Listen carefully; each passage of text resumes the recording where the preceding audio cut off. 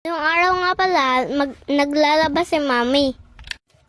Kasi nakita niya, madami na naman siyang labahin.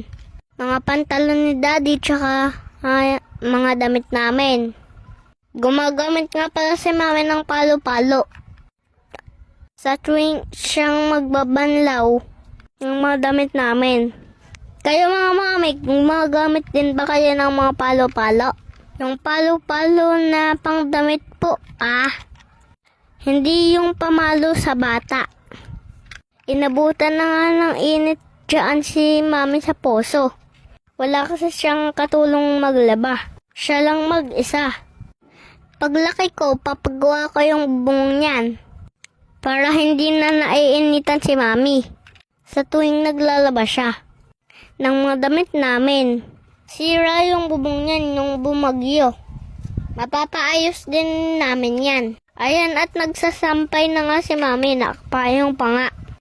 Para hindi daw siya mainitan. Ay salamat, nakatapos na din si Mami maglaba. Madami din kasi siyang nilaban.